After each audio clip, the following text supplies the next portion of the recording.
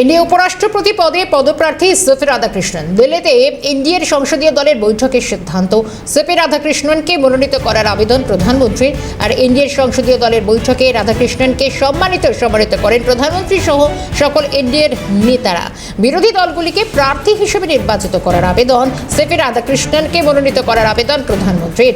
CP রাধাকৃষ্ণনকে সমর্থন India জোটে থাকা ওয়াইএসআর কংগ্রেসের। আর একটু বিস্তারিত জানবো, ইন্দ্রাণী রয়েছেন আমাদের সঙ্গে। ইন্দ্রাণী, তুমি দেখো, সিপি রাধাকৃষ্ণনকে এনডিএ জোটের প্রার্থী হিসাবে আজকে সর্বসম্মতভাবে মেনে নিয়েছে এনডিএ সংসদীয় দলের নেতারা।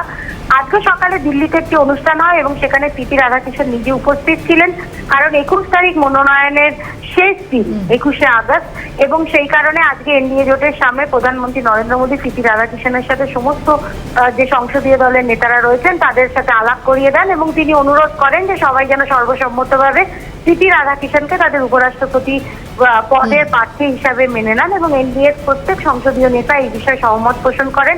এবং তারপরে কিন্তু নতুন উপরাষ্ট্রপতি পদের প্রার্থী রূপে এনডিএ জোটের পক্ষ থেকে সিপি রাধাকৃষ্ণনকে সম্মানিত করা হয়। উত্তরীয় এবং মালার পুষ্পস্তবক দিয়ে তাকে সম্মানিত করেন খোদ প্রধানমন্ত্রী নরেন্দ্র মোদী।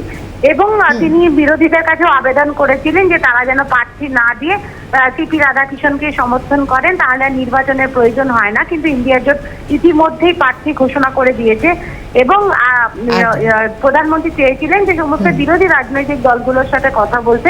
সেই মতো রাজনাথ সিং বিভিন্ন ছোট ছোট বিরোধী রাজনৈতিক দলগুলোর সাথে যেমন কথা বলেন, তেমনই তিনি কংগ্রেস, ডিএমকে এদের সাথেও কথা বলেন।